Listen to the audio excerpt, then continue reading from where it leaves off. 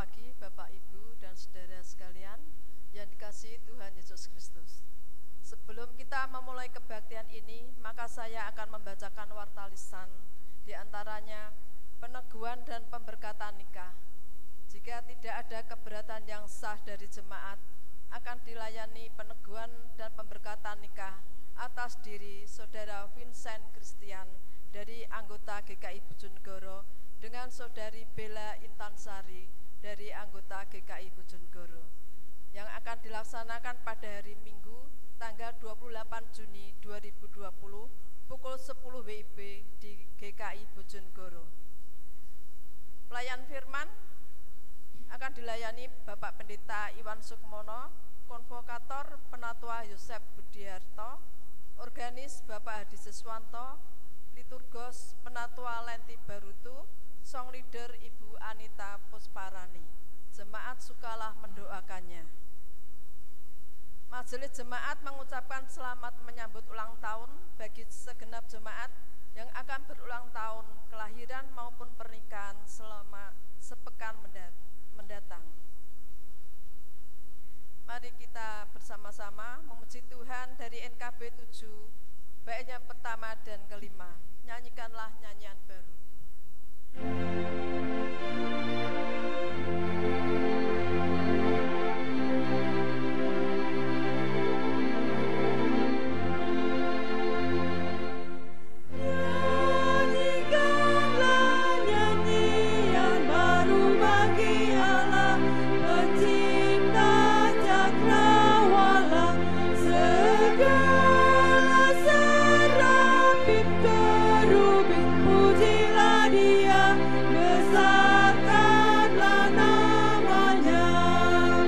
Bersorak-sorai bagi rajamu, bersorak-sorai bagi rajamu.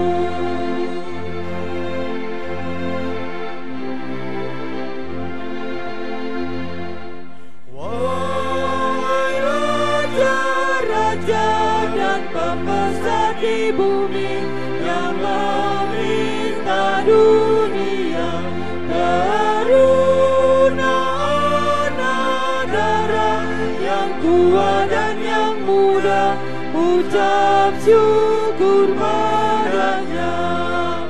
Bersorak-sorai bagi rajamu, bersorak-sorai bagi rajamu. Pertolongan kita datangnya dari Tuhan.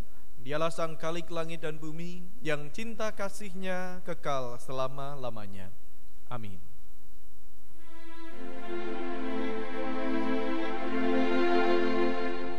Amin. Haleluya. Amin. Haleluya. Terpuji namamu.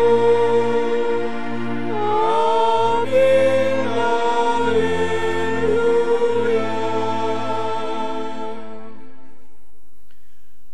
Kasih karunia dan damai sejahtera dari Allah Bapa kita dan dari Tuhan Yesus Kristus menyertai saudara sekalian. Dan menyertai saudara juga.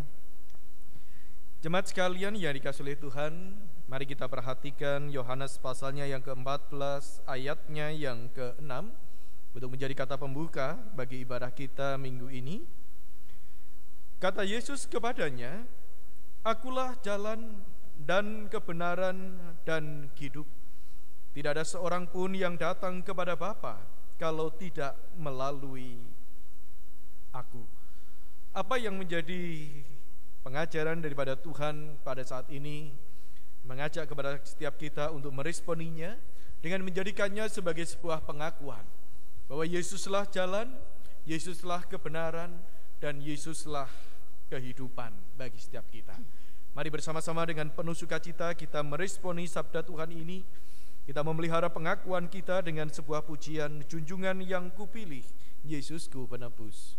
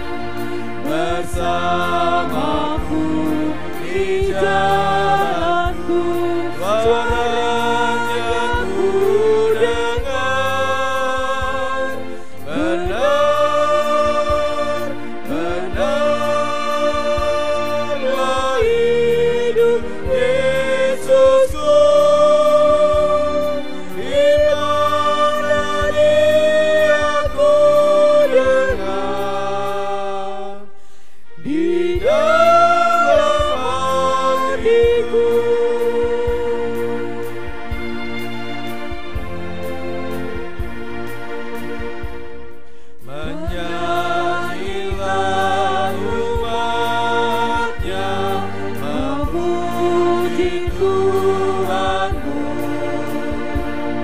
Nyanyikan haleluya, agungkan Raja-Mu. Harapan bagi orang yang mau mencarinya, sebab Yesus-Mu hidup selamanya. Benarlah hidup Yesus-Ku bersamamu di jalanku, suaranya ku dengar.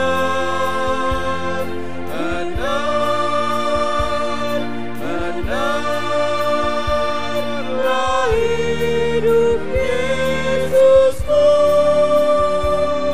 di mana Dia ku dengar, di dalam hatiku.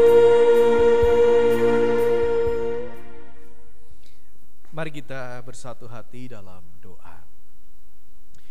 Setiap kami datang kepadamu ya Tuhan, dan setiap kami pun rindu untuk mengucap syukur atas setiap pemeliharaan dan penjagaan Tuhan bagi kami, atas setiap kesempatan untuk kami boleh memuji dan mengagungkan kebesaran nama Tuhan. Namun kami juga datang kepadamu dengan sesal kami atas segala dosa-dosa dan kesalahan-kesalahan kami, baik itu yang kami sengaja maupun yang tidak kami sadari. Dan terlebih kami percaya bahwa daripada Tuhanlah pengampunan kami, daripada Tuhanlah sumber kehidupan kami yang baru. Untuk itulah kami peralaskan setiap doa pengakuan dosa kami ini hanya di dalam nama Tuhan kami Yesus Kristus. Kami berharap pengampunan Tuhan, tapi kami juga berharap petunjuk kehidupan yang baru. Di dalam nama Tuhan Yesus kami berdoa. Amin. Jemaat sekalian yang dikasihi oleh Tuhan, mari kita perhatikan berita anugerah di dalam Yohanes pasal 14 ayat 16 sampai dengan 17. Aku akan minta kepada Bapa dan Ia akan memberikan kepadamu seorang penolong yang lain, supaya Ia menyertai kamu selama-lamanya, yaitu Roh kebenaran. Dunia tidak dapat menerima Dia, sebab dunia tidak melihat Dia dan tidak mengenal Dia. Tetapi kamu mengenal Dia, sebab Ia menyertai kamu dan akan diam di dalam kamu. Demikianlah berita anugerah dari Tuhan. Syukur kepada Allah. Mari bersama-sama kita ungkapkan kesanggupan kehidupan kita yang baru, dan kita siapkan hati kita untuk menerima firman Tuhan. Mari kita naikkan pujian firman-Mu Tuhan adalah kebun.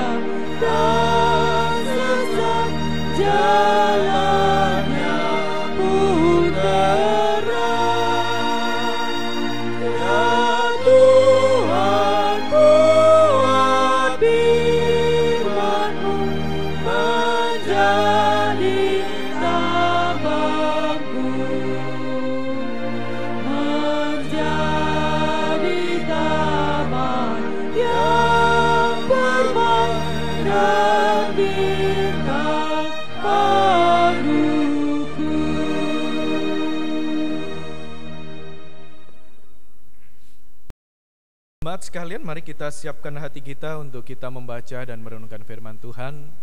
Baiklah, setiap kita menyatukan hati di dalam doa. Mari kita berdoa. Bapa yang bertahta di dalam kerajaan surga, kami datang kepadamu ya Tuhan. Mohon kiranya kuasa Roh Kudus-Mu menolong kami, memampukan kami untuk boleh membaca dengan teliti, dengan baik, bahkan juga boleh memahami setiap firman-Mu, supaya semuanya itu boleh menjadi bekal dalam laku kehidupan kami hari lepas hari. Di dalam nama Tuhan kami Yesus Kristus kami berdoa. Amin.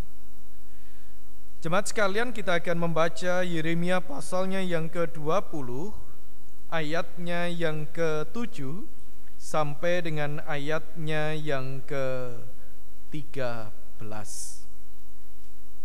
Firman Tuhan berkata demikian. Keluh kesah Yeremia akibat tekanan jabatannya. Engkau telah membujuk aku ya Tuhan, dan aku telah membiarkan diriku dibujuk. Engkau terlalu kuat bagiku, dan engkau menundukkan aku. Aku telah menjadi tertawaan sepanjang hari.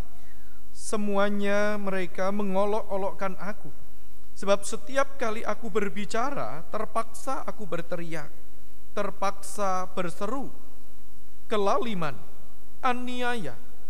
Sebab firman Tuhan telah menjadi cela dan cemooh bagiku sepanjang hari. Tetapi apabila aku berpikir, aku tidak mau mengingat dia dan tidak mau mengucapkan firman lagi demi namanya, maka dalam hatiku ada sesuatu yang seperti api yang menyala-nyala, terkurung dalam tulang-tulangku. Aku berlelah-lelah untuk menahannya, tetapi aku tidak sanggup. Aku telah mendengar bisikan banyak orang, kegentaran datang dari segala jurusan. Adukanlah dia, kita mau mengadukan dia. Semua orang sahabat karibku mengintai, apakah aku tersandung jatuh? Barangkali ia membiarkan dirinya dibujuk, sehingga kita dapat mengalahkan dia dan dapat melakukan pembalasan kita terhadap dia. Tetapi Tuhan menyertai aku seperti pahlawan yang gagah. Sebab itu orang-orang yang mengejar aku akan tersandung jatuh, dan mereka tidak dapat berbuat apa-apa. Mereka akan menjadi malu sekali, sebab mereka tidak berhasil. Suatu noda yang selama-lamanya tidak terlupakan. Ya Tuhan semesta alam, yang menguji orang benar, yang melihat batin dan hati, biarlah aku melihat pembalasan-Mu terhadap mereka, sebab kepadamu-lah kuserahkan perkaraku. Menyanyilah untuk Tuhan, pujilah Tuhan, sebab Ia telah melepaskan nyawa orang miskin dari tangan orang-orang yang berbuat jahat. Demikianlah sabda Tuhan, yang berbahagia setiap kita yang menerima dan memeliharanya dalam kehidupan kita hari lepas hari. Haleluya.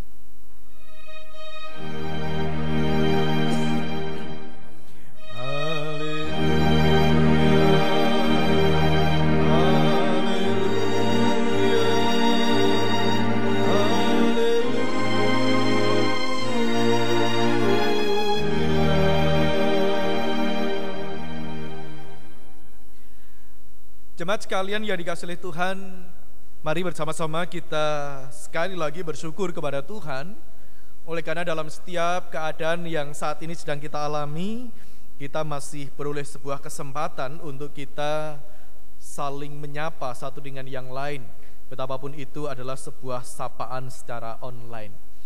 Biarlah jarak yang ada di antara kita tetap membuat kita berada dalam sebuah relasi yang baik, relasi yang hangat di dalam Tuhan, begitu ya. Nah, jemaat sekalian yang dikasihi oleh Tuhan, saya percaya bahwa setiap kita rindu untuk hidup di dalam sebuah kebenaran. Saya percaya bahwa setiap kita rindu bukan hanya sekedar tinggal, tetapi memelihara kebenaran itu, bahkan menyuarakannya dalam setiap keadaan kita. Katakanlah kalau misalnya kebenaran itu sesuai dengan kata pembuka dalam ibadah kita tadi. Sebuah kebenaran yang kita dapatkan dalam suatu pernyataan, akulah jalan, kebenaran, dan hidup. Sebuah pernyataan yang diungkapkan oleh Kristus, yang menegaskan bahwa Yesuslah jalan, Yesuslah kebenaran, dan Yesuslah kehidupan bagi setiap kita. Betapa bersemangatnya kita ketika kita mau mengatakan ini, bahkan kita menghidupi hal ini. Betapa mudahnya kita mengatakan ini atau menyatakan hal ini dalam sebuah aktivitas di tengah-tengah gereja. Tetapi kemudian menjadi sebuah situasi yang tidak mudah atau tidak gampang ketika kita harus menyatakannya di tengah-tengah orang yang tidak setuju, yang tidak sepakat dengan hal ini.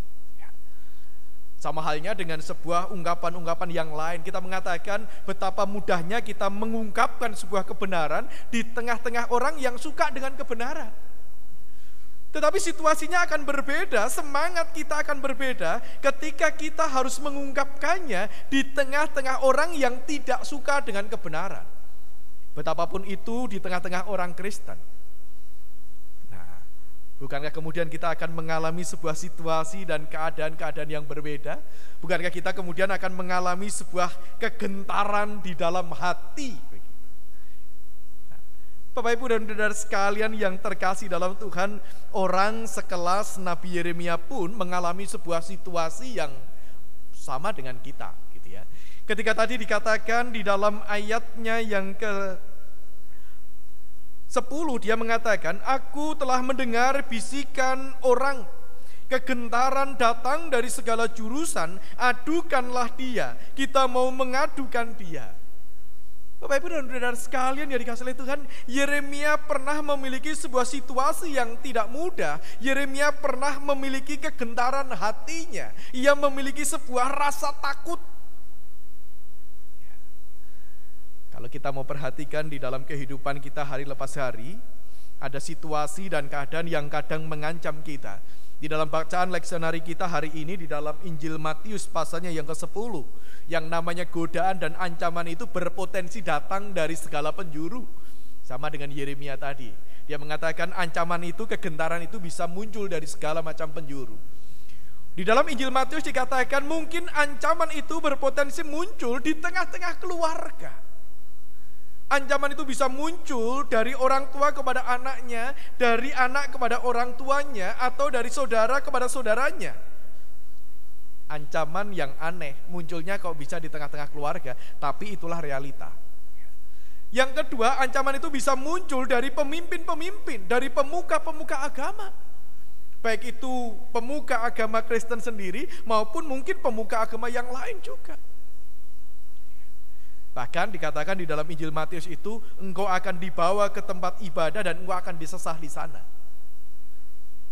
Dan yang terakhir, yang ketiga, ancaman muncul dari penguasa, muncul dari pemimpin-pemimpin yang memang gatel ketika mendengar sebuah seruan kebenaran. Bukan hanya sekedar intimidasi dari kata-kata, tetapi juga bisa muncul dari berbagai macam kekerasan-kekerasan fisik yang bisa mengancam jiwa, yang bisa mengancam keselamatan kita. Nah, Bapak Ibu dan saudara sekalian yang terkasih dalam Tuhan, dalam situasi yang tidak aman, dalam situasi yang tidak nyaman, muncul kegentaran di dalam hati kita. Yeremia mengalami ini. Tetapi kemudian yang menjadi pertanyaan kita adalah, apa yang mau kita lakukan?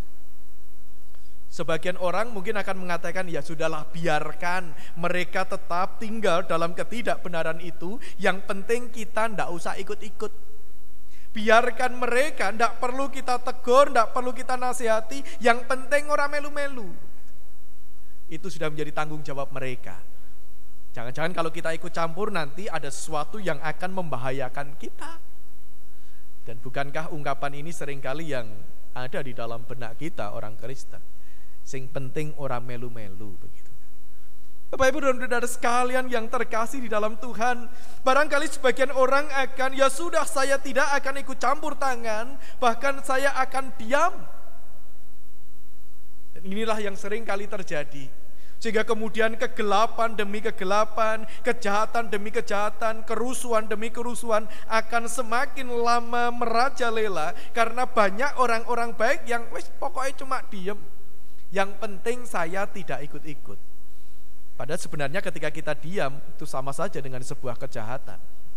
Oleh karena itu Bapak Ibu dan saudara-saudara sekalian yang terkasih dalam Tuhan, hari ini kita belajar dari Yeremia. Dia mengalami kegentaran, tetapi di balik kegentaran itu ada beberapa sikap yang bisa kita teladani.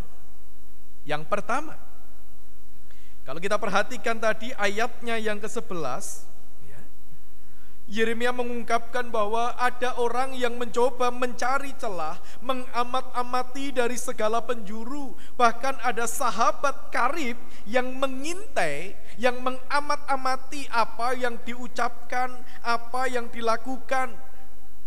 Jangan-jangan nanti ada sebuah kesalahan kecil dan kesalahan itu bisa dijadikan sebagai sebuah alasan untuk menyeret Yeremia, untuk mempersoalkan Yeremia, dan dengan begitu Yeremia akan bisa dihentikan untuk mengungkapkan kebenaran. Bapak Ibu dan saudara sekalian yang terkasih dalam Tuhan, menarik memang. Ketika begitu banyak orang memperhatikan setiap gerik-geriknya, ketika begitu banyak orang memperhatikan setiap kata-kata yang terucap, pada satu sisi mungkin orang akan mengatakan ini ancaman, tetapi pada sisi yang lain, ini adalah sebuah peluang untuk menunjukkan identitas diri. Betul kan? Ketika kita sadar ada begitu banyak orang yang mengamat-amati kita, yang mencermati kata dan gerik kita, maka sebenarnya itu adalah sebuah dorongan untuk kita betul-betul menunjukkan otentisitas kita, untuk menunjukkan kredibilitas kita. Kalau memang kita ini betul-betul orang yang baik, apa yang kita ucap, apa yang kita lakukan itu satu kesatuan. Dan bagi saya, semakin banyak orang yang mengamat-amati, itu adalah sebuah kesempatan untuk kita menunjukkan siapa diri kita yang sepenuhnya. Tidak perlu ada yang dirisaukan, tidak perlu ada yang ditakuti. Kecuali kalau memang betul-betul kita ini hanya sekedar bermain sandiwara, nampaknya baik, sebenarnya kebusukan belaka. Bapak Ibu dan saudara sekalian yang terkasih dalam Tuhan, inilah pelajaran pertama yang kita bisa lihat dari Yeremia. Dia sadar banyak orang yang mengamat-amatinya dengan sebuah tujuan, mencari kelemahannya, mencari titik gagalnya, sehingga kemudian bisa dipersoalkan, menjadi alasan untuk menghentikan suaranya. Tapi Yeremia menjadikan itu bukan sebagai sebuah ancaman dan ketakutan, menjadikannya sebagai sebuah pendorong untuk betul-betul memperbaiki diri, untuk betul-betul mempersiapkan kata-katanya dengan baik, bahkan juga menunjukkan karya dari tingkah lakunya dengan baik. Maka bersyukurlah kalau ada orang yang mengamat-amati. Jadilah ikan di tengah-tengah akuarium, di mana setiap orang bisa melihat kita, melihat siapa kita, dan jadikan itu sebagai sebuah pendorong untuk terus memperbaiki diri.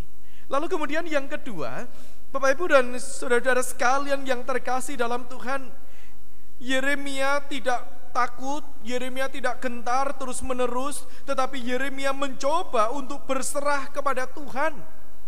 Ayatnya yang ke-11 mengatakan, tetapi Tuhan menyertai aku seperti pahlawan yang gagah. Sebab itu orang-orang yang mengejar aku akan tersandung jatuh, dan mereka tidak dapat berbuat apa-apa. Mereka akan menjadi malu sekali, sebab mereka tidak berhasil. Bahkan dalam ayatnya yang ke-12 di situ dikatakan, ya Tuhan semesta alam yang menguji orang benar, yang melihat batin dan hati, biarlah aku melihat pembalasan-Mu terhadap mereka, sebab kepadamulah kuserahkan perkaraku. Yeremia sadar sebagai manusia ia syarat dengan kelemahan. Kalau terus-menerus berhadapan dengan berbagai ancaman, bisa saja sewaktu-waktu dia jatuh dan mengalami kegagalan. Yeremia sadar bahwa orang-orang yang ada di luarnya yang mencoba untuk menghadirkan ancaman kepadanya mungkin lebih hebat, mungkin lebih kuat daripadanya. Dan Yeremia pun sadar apa yang menjadi tugas panggilannya untuk menyatakan kebenaran itu tidak mudah. Bayangkan, ia menyuarakan kebenaran di tengah kaumnya, ia menyuarakan kebenaran di tengah bangsanya, tetapi ia selalu difitnah, ia selalu dilecehkan, bahkan ia selalu dicemooh oleh karena kebenaran itu.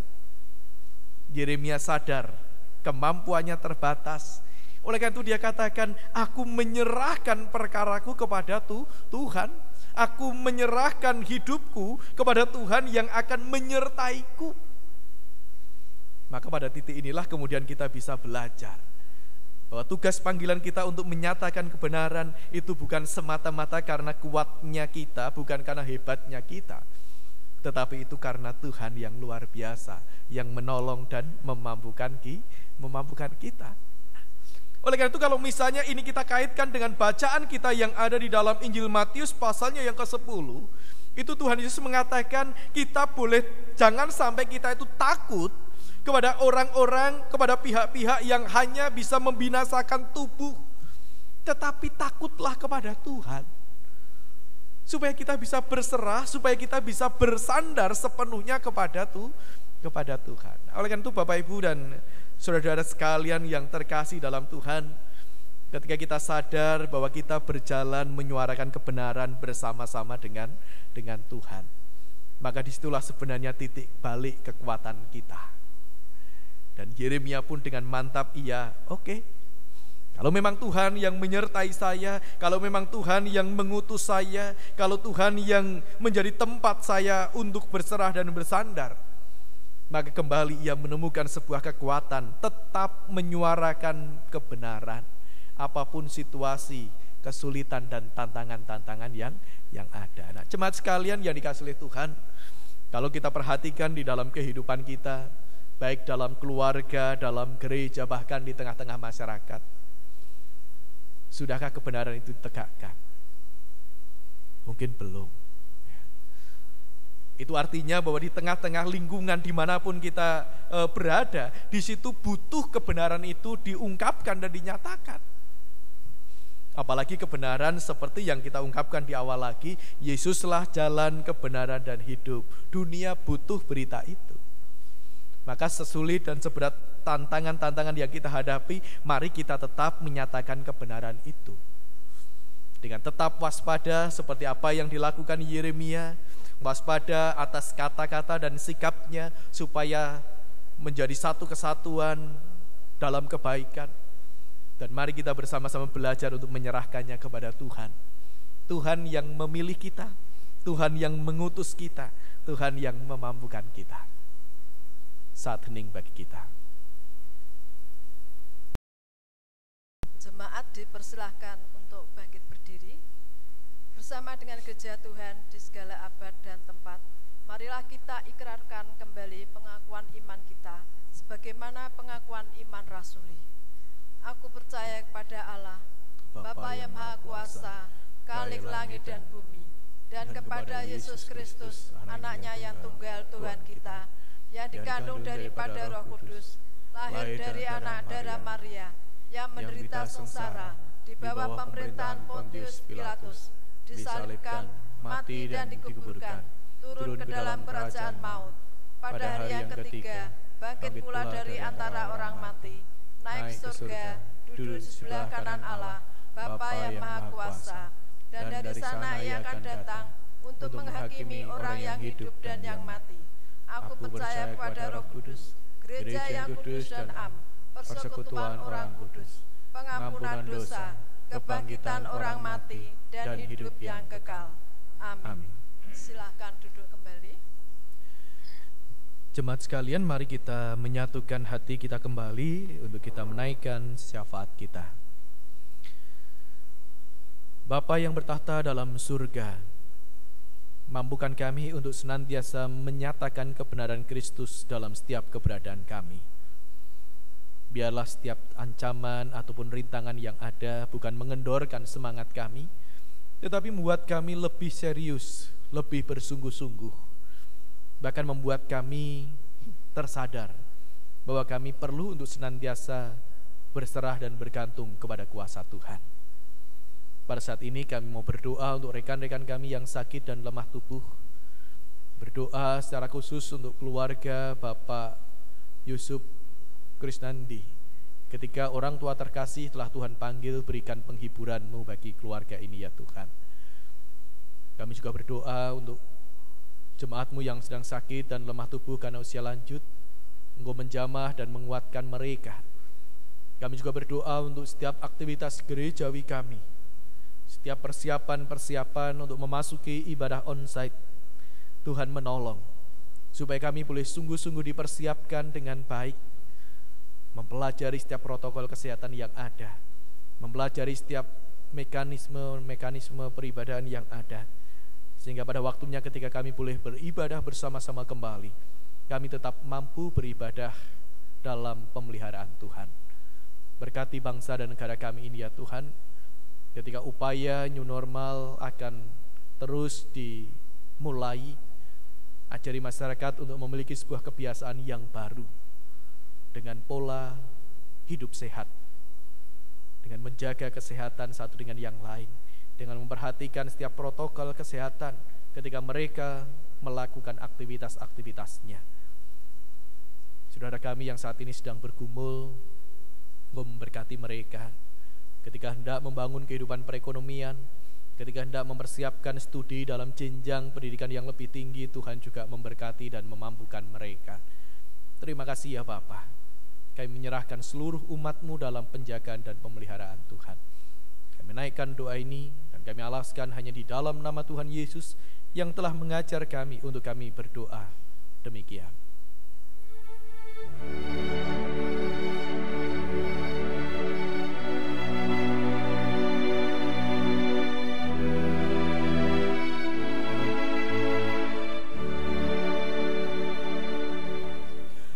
Bapa kami yang ada di surga,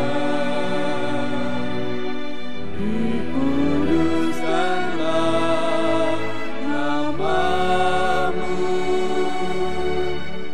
datanglah kerajaan-Mu, jadilah kehendak-Mu di bumi seperti di surga. Beri kami hari ini makanan yang secukupnya. Ampuni salah kami seperti kami ampuni yang bersalah pada kami. Jangan bawa kami dalam pencobaan, melainkan lepaskan kami dari yang jahat. Sebab Kaulah yang punya kerajaan dan kuasa dan kemuliaan sampai selama-lamanya.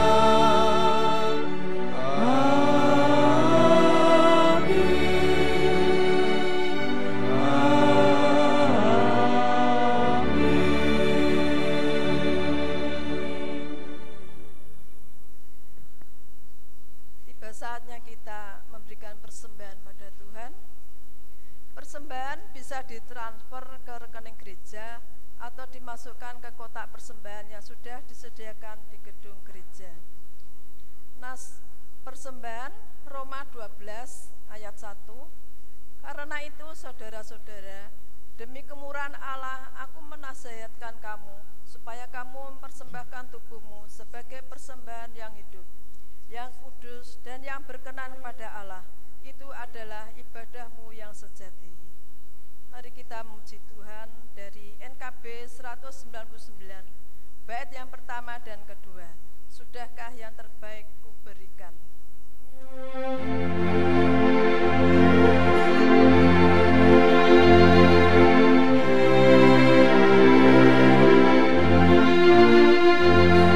Sudahkah yang terbaik kuberikan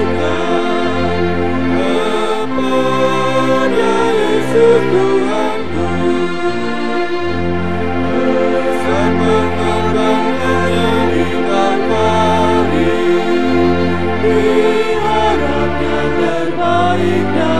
terbaikku. Berapa yang terhilang telah ku cari, dan ku lepaskan yang terbelenggu.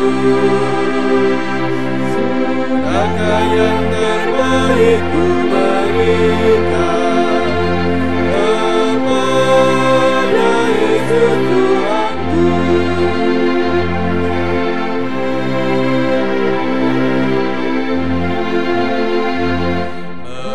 Begitu banyak waktu yang terluang, sedikit ku beri baginya.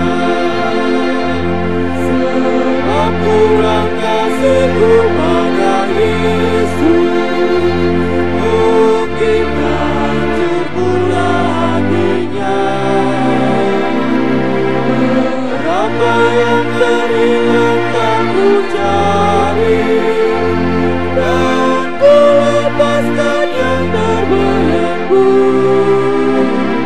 Sudahkah yang terbaik ku berikan kepada Yesus Tuhanku. Mari kita berdoa. Ya Allah Bapa yang penuh dengan kasih karunia, yang telah memelihara kami senantiasa, terimalah persembahan kami. Ajarilah kami untuk mempersembahkan diri kami seutuhnya sebagai persembahan yang hidup, kudus dan berkenan kepadamu. Amin. Jemaat sekalian, mari kita bersama-sama memasuki pengutusan kita. Mari kita satukan hati dengan penuh sukacita, kita puji, sungguh inginkah Engkau lakukan hal besar.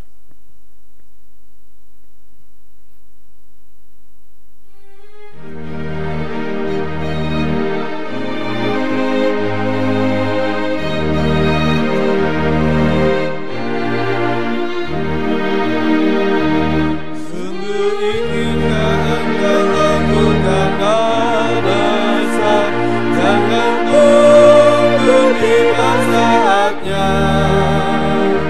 Ini tugasmu, kerjakan dengan baik benar.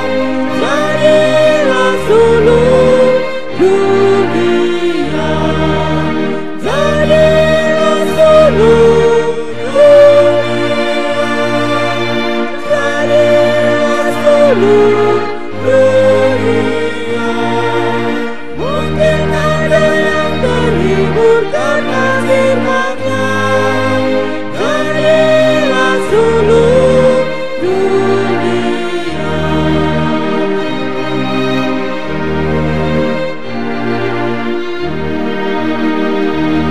Ia talentamu pasti ada artinya, untuk memberikan kasih-Nya. Orang yang kecil pun sungguh ada gunanya.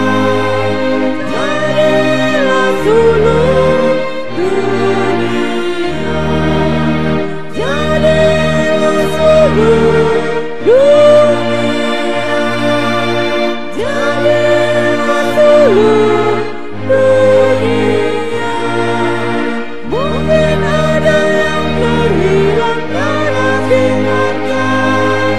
Jadilah sulung dunia. Kini arahkanlah hatimu kepada Tuhan. Pulanglah dengan damai sejahtera untuk menjadi saksinya dimanapun saudara berada. Terimalah berkat Tuhan. Kasih Tuhan mengiringimu, dan sayap-Nya melindungimu. Tangan Tuhan pegang di dalam hidupmu. Majulah